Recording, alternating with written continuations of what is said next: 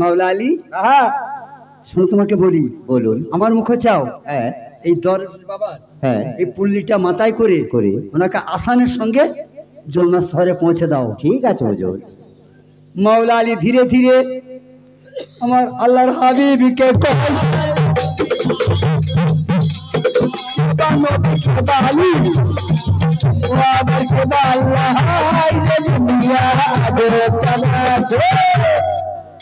হায় হায়, আলিফ লাম মিম, এটা তিনটে। হ্যাঁ, ইরা পিঙ্গলা সুষমা, এই তিনটে।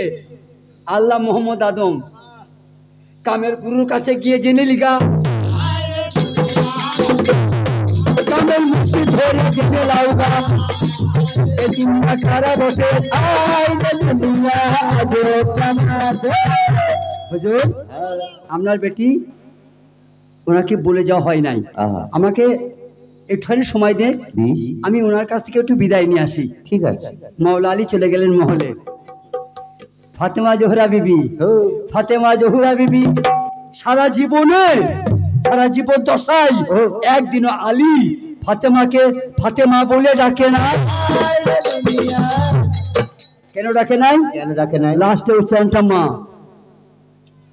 ফাতেমা লাস্ট অক্ষরটা মা, ফাতেমা। ওই জন্যে জহুরা বলতেন, নবীর বেটি বলতেন। জহুরা, তোমার আব্বার আদেশ নিয়ে জুলমাত যাব, আমি তোমার অনুমতি।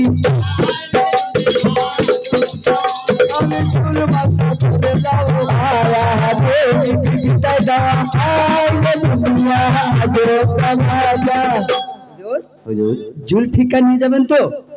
আপনি যে সফরে যাবেন, আচ্ছা রে, জুলফিকার নিয়ে যাবেন তো? না না, বলে না না, আমি ইসলাম প্রচার করতে যাই নাই, আমি জিহাদে যাই নাই। একটা মানুষ মুশকিলে পড়েছে, তাকে পৌঁছে দিতে আমি তার বাড়ি চললাম। বলে হুজুর, এবার যদি আপনি বিদেশে গিয়ে বিপদে পড়েন, জীবন সংশয়ের সময় চলে আসে, তখন আপনি কি করবেন? তোমারে জানাই, আমি একটা চিহ্ন দিয়ে যাব, বাড়িতে বসে বুঝবে।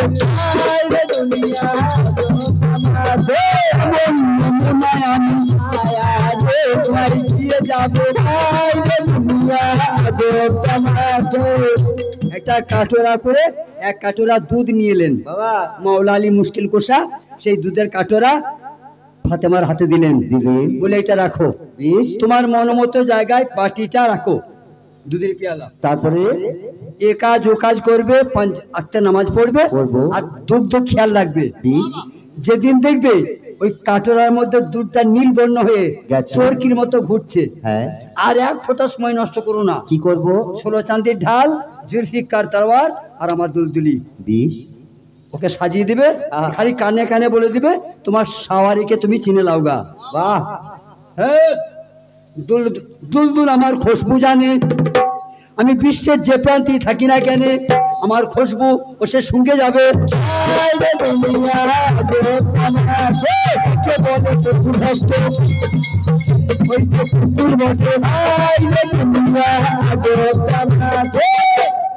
গান তো সারা জীবন শুনেছো, কথা শোনো। আমার হুজুর লতিফ শাহ আমাকে কুকুর বলতো, কুকুর বলার পরে বলছে যা তুই বড় করে ফেললাম, মানে কুকুর বলে আমাকে ছোট করা হচ্ছে না, বোঝা যাবে। কুকুর বলে আমার মুর্শিদ বলছে, তোকে কুকুর বলে গাল দিলাম তো, তাও তো বড় হয়ে যাচ্ছিস। কেন? কুকুরের যা গুণ তা তোদের কাছে নাই।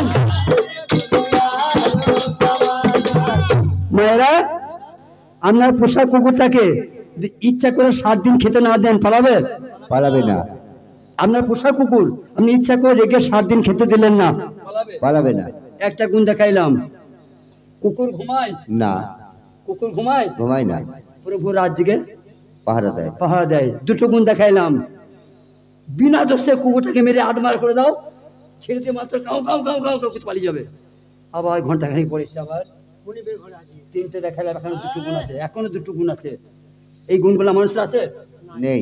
ওই বেটাকে 2 থাপড় দাও আর মা ডাকবে না। 4 দিন বিবিকে খেতে দেও না, তালাক দিয়ে অন্য গেলে কি করে দেবে?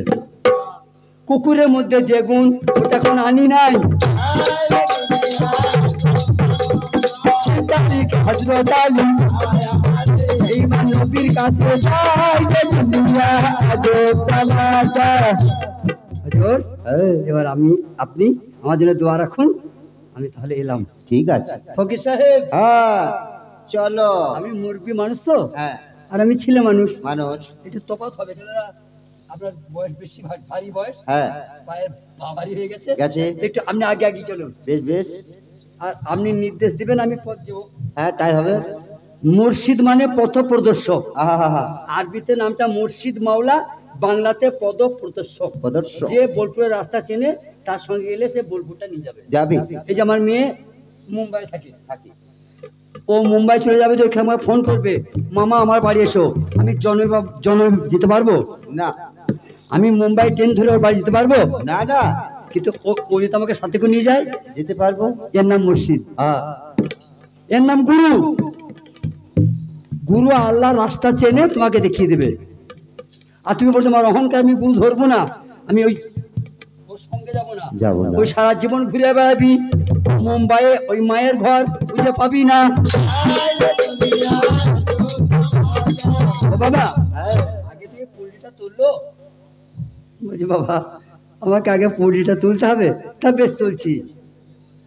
দেখছে ফকির সাহেব তো ঝুলিয়ে নিয়ে এলো, পল্লিটা তো ফকির সাহেব নিয়ে এলো হাতে করে। ও তো মুরব্বী মানুষ নিয়ে এলো, আর আমাকে বলছে আগে তোলো। তা এর মধ্যে কোনো হাকিকত আছে নাকি? আবার আমি চিন্তা করছি এর মধ্যে কোনো হাকিকত লুকিয়ে আছে নাকি। দেখি কি করে আল্লাহ।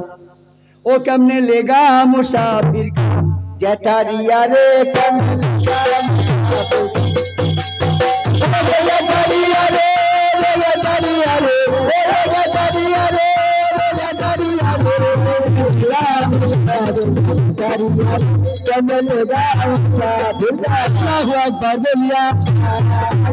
পুরলি ধর গেছে আল্লাহু আকবার বলিয়া ফকিরের বুঝলি ঘরে ওরে এত জোরে টান মারে পুরলি মাটি ছাড়ে না, পশিনা বেরিয়ে গেল মাটি ছাড়ে না। তোমরা জানো তো সবাই একশের ক্ষমতা দিয়েছেন, একশের ক্ষমতা সবাইকে আল্লাহ ক্ষমতা দিয়েছে, কিন্তু ওজন করে দিয়েছে না। কিন্তু আলীর দলিল আছে একশের, সেরে খোদা তুলতে পারছে না। 1 কেজি ক্ষমতা যার গায়ে পুটলি মাটি ছাড়া হয় না। চিন্তা করে আল্লাহ যাবে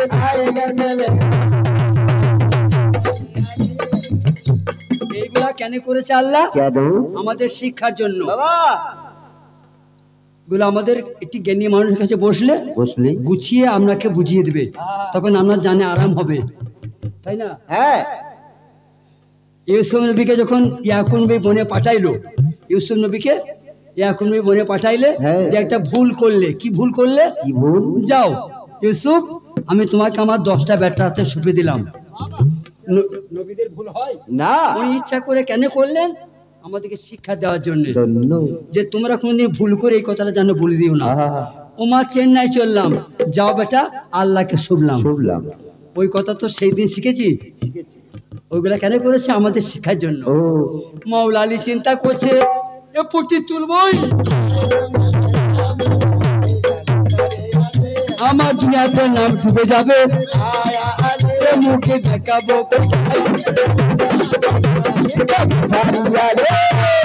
দেখবেন যারা আমার থোরসার গ্রামের যুবক ছেলেরা মাঠে যখন কেউ নাই, বুঝাটা বেঁধেছো, কেউ থাকলে ওরই ভাই তুলে দাও, কেউ নাই একাই তুলতে হবে। যাদের প্রচুর ক্ষমতা এক ঝাঁকারেই তুলে নেয়, আর যাদের ক্ষমতা আমার মতো দুর্বল, প্রথমে একবার টেনে হাঁটুতে, বুকে, তারপর আস্তে আস্তে, নাই তো হয়তালি বুঝকি বিসমিল্লাহ বলে টানতে লেগে যায়, পড়লে উপর দিয়ে উঠছে, হযরত আলীর পা মাটিতে গেঁথে